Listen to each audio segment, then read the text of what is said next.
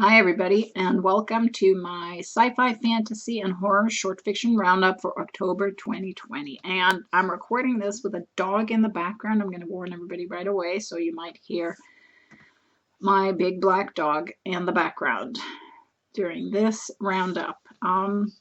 So this month, I'm rounding up 15 stories and a bonus story, so 60 in total, that I read in October that I thought were fantastic and wanted to share with you. And all of these stories, you can see the whole roundup at curiousfictions.com if you want to read it rather than listen. So anyway, we start off with the first story, which is The Gwydion and the Raven Fiend by J.T. Greathouse in Beneath Ceaseless Skies. This is a marvelous, richly textured fantasy tale involving deep, dark magic and people who have been ravaged in one way or another by that magic. It's set in a world where sorcerers and creatures from beyond the human world stalk the lands and sometimes sink their claws into people, demanding life and death and sacrifice as their due. Lewin, the Gwydion of the story, is a man who as a child was altered by magic in order to serve as the eyes and hands of the Grey Lady. He works to defeat demons and other fiends, but when he arrives in a place called Nithfran, that work takes a turn he did not expect. I love every bit of this tale, and Greathouse's storytelling skill is such that I am now craving more stories about Lewin and the characters he encounters on his quest. I do think that if you enjoyed the recent Witcher series, you might find this story right up your alley. Next up is Everything and Nothing by Jenny Ray Rappaport in Lightspeed. I'm going to start reading a quote from the story. Start with a romance, a man and a woman who are wildly and irrevocably in love with each other, or two men, or two women, or two people, because life is beautiful and complex. Just know that these lovers are important. End quote. Now, Rappaport's story starts out as what seems like a classic romance story. Young woman, young man, star-crossed lovers, etc. But here, that trope is reshaped and reimagined as we follow the lovers through their lives, and as we come to realize that there are other love stories woven into that first love story.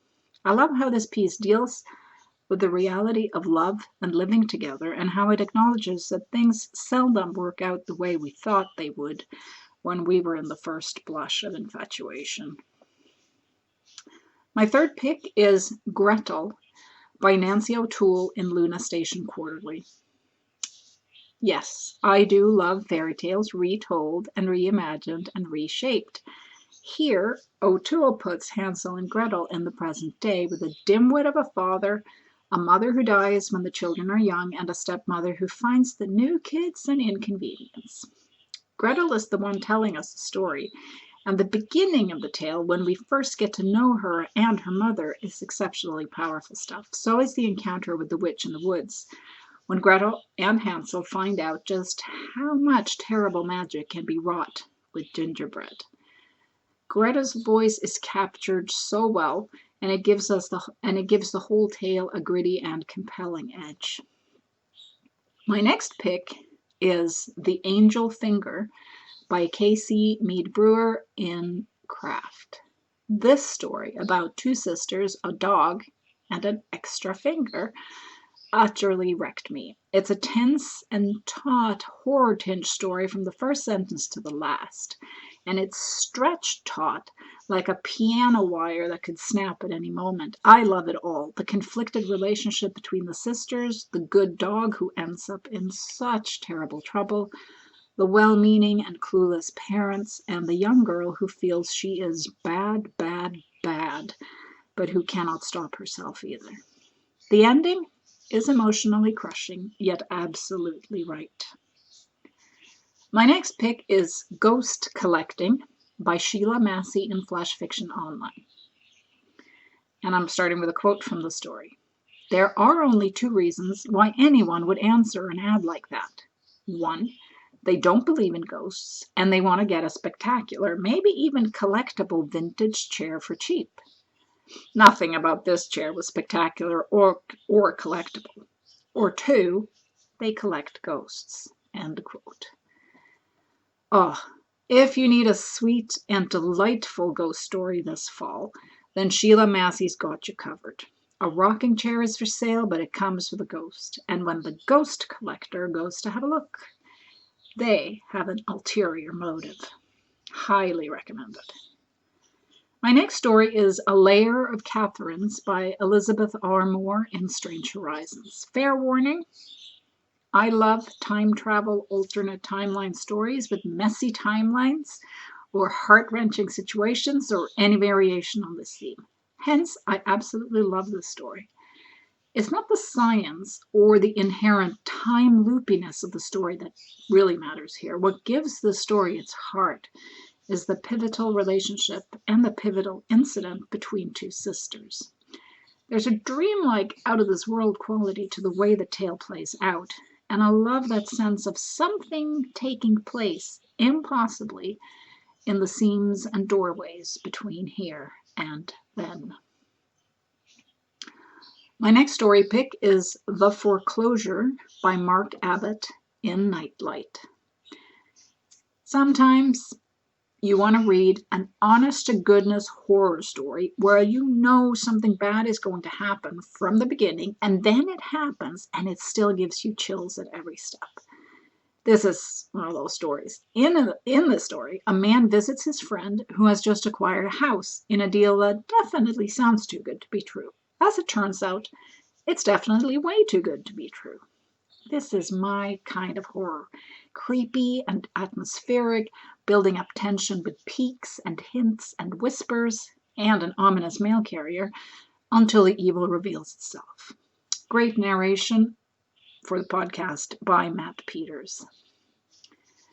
My next pick is Teeth Long and Sharp as Blades by A.C. Weiss in Pseudopod, narrated by Tonya Ransom. This tale wound and twisted its way into my mind as I read it, as a young woman tells us of how she was attacked by something or someone, how she almost died, but how she lived. As she says in the tale, have you ever thought about how fairy tale heroines are like final girls? We survive poisoning, curses, imprisonment, mothers who want to cut our hearts out in our hands. But we survive. And our survival is an object lesson. Act this way and you'll be all right. Be pure of heart. Be kind to strangers. Don't go into the woods at night. Horror and fairy tale and urban legend are entwined here. And while we understand from the beginning who is telling us the story, there's a chilling, evocative edge to the tale as we slowly come to understand, or at least be able to guess, who she is telling the story to. Weiss gives us just enough to hint at what kind of monsters might have been hiding in the darkness, and what kind of other monsters might be hiding in plain sight, and the result is a spine-tingling, gripping story. My next story pick is from the relaunched fantasy magazine. It's called And This Is How to Stay Alive, written by Shingai Njeri Kagunda. And I'm going to upfront say that this story should have a content warning for suicide. I'm going to read a quote from the story first. Cabby feels dizzy. The ground comes up to meet her, and Dad is holding Mum, so he does not catch Cabby in time. The doctor keeps saying, I am sorry, I am sorry, I am so sorry. For Cabby, the sounds fade, but just before they do, somewhere in her subconscious, she thinks she will find me in the darkness. Yes, she is coming to look for me, but I am not there. End quote. Well, this story left me bawling my eyes out. It deals with difficult, painful subjects, including grief and bullying and physical and emotional violence. It also deals with the love and strife between siblings, between parents and children, and the messy, difficult, and sometimes devastating search for who you are and who you want to be. Be aware upfront that this story is strong stuff, and also be aware that it's beautifully written. There are twists and turns here as a thread of magic is sewn into the story. And there's also a strong, hopeful vibe, as improbable as it may seem from how I opened my review of the story. As Kagunda explores the longing for redemption and the possibility of second chances. This story will stay with me for a very long time. My next story pick is How to Burn Down the Hinterlands by Lindsay Manousos in the Magazine of Fantasy and Science Fiction. This story is an epic in short fiction form, and it includes, among other things, magic swords, an ornery blacksmith with a serious grudge against the ruler of the land, the memory of a brilliant and fierce parent, and a cast of characters that I wanted to follow through at least another few hundred pages. Manousos brings it all to life and draws us deep into a rich and complex world and into the life of a woman who has practiced her craft, blacksmithing, diligently for years, and is now being asked to create a magic sword for the ruler who executed her mother.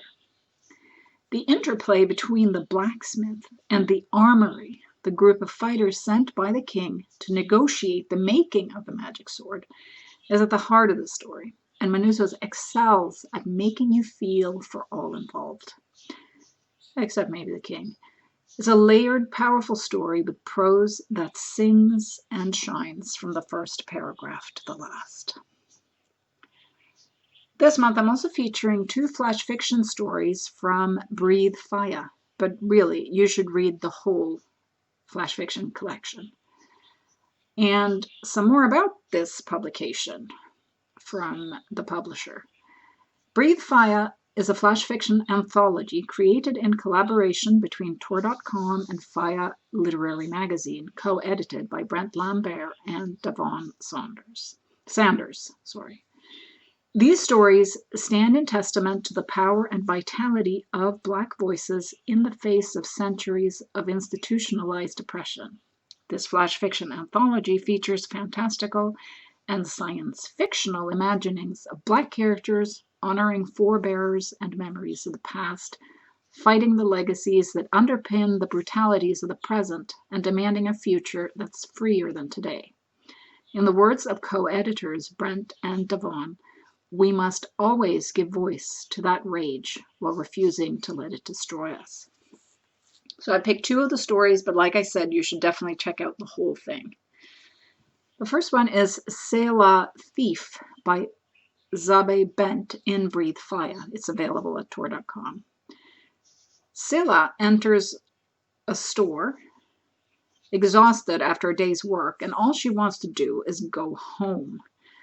However, she also has a singular power to see and quite literally grab hold of a person's thoughts and emotions and memories. And when the store owner, in this case, is a racist, well, she decides to take action, even though it is at the end of a very long day. Fierce, sharp, and powerful fantasy flash, wonderfully rooted in the real world. Next story pick is Here Sits His Ignominy by Toby Ogunduran in Breathe Fire, again, and it's also available at Tor.com. This story is written as a letter to a king who sent his armies out to conquer rich lands, and it's a story that heaves and breathes righteous anger and determination, because the people the king thought to conquer were not so easily defeated. My next story pick is Devoured Stars Over Dublin by Maeb de Brun in Giganotosaurus. This is a rollicking, hugely entertaining story set in a version of Dublin where the old ones have claimed our world and are doing with it whatever the hell they please. There are cracks and fissures in reality that occasionally drop the inhabitants of other parallel, cleaner universes into the muck and despair of this horrific Dublin, while the regular inhabitants scratch out a living in the dirt, ever hungry and fearful of their cruel overlords. Regina, comes across a newly arrived human from a cleaner parallel universe, and together with her significant other, Niam, she is looking to cash in on the selling of the new arrival. But things do not go exactly according to plan. This story plunges you into the muck of a starless world, and I only wish there was more to read about this world and these characters because I absolutely loved it. My next story pick is In Isolation by Andrew Kozma in Reckoning. Reckoning has published a whole issue full of content influenced and inspired by the COVID-19 pandemic, including this poignant and piercing essay/fiction by Kozma, reflecting on life and loneliness. It threads together daily life experiences in isolation with a sci-fi perspective, and the end result is both beautiful and haunting. My next story pick is Everquest by Naomi Kanakia in Lightspeed. Fair warning, I am an old who played Everquest and Ultima Online when they were still in beta testing, later in release, and Everquest blew my mind and ruled my waking hours in a way that no other online game has really done before or since. This story captures so much of the joyful, frustrating essence of what it felt like to play that game in the olden days. While the part of the story set in the real world deals a lot with the way a game can both isolate and transform a person's life, it is the parts set inside the game that really get to me. The way that it's possible to almost live in a fantasy world and become your character, to interact with other people inside the game in a way that's different than you're able to interact with people in your everyday life. All this is captured so well. It's a must-read if you've ever quested in Norath, I'd say. It's also a story that illustrates the familiar online phenomenon where your imaginary online character is, or at least seems to be, a better incarnation of who you want to be than you ever manage to be in the real world. In addition to these stories, I want to give a shout out to a novel, Susanna Clarke's Weird, Wonderful, and Quietly Unsettling Piranesi. In honor of that book, I'm also including one of Clarke's short stories. It's an old one in this roundup. Antics and Frets by Susanna Clarke in the New York Times. It's also available in her short story collection, The Ladies of Grace Adieu and Other Stories. Clarke's story about the fate of the Queen of Scots blends historical fact with fiction and fantasy. As the darkness gathers for the Queen in her exile, things also slide closer to dark fantasy and horror. The historical figures take their appointed places, but Clarke adds a magical twist that is concerned with embroidery and the kind of terrible magic that a woman might wield with needle and thread if she knows how to sew properly. I love how the threat of dark magic lurks beneath the surface of the real world here, and I think I'll have to read all of Clarke's short stories now. The theme of magic beneath the surface, hidden, but there to be used if one only finds the way to access it, runs through Piranesi as well. And those are my story picks for this month. Thanks so much.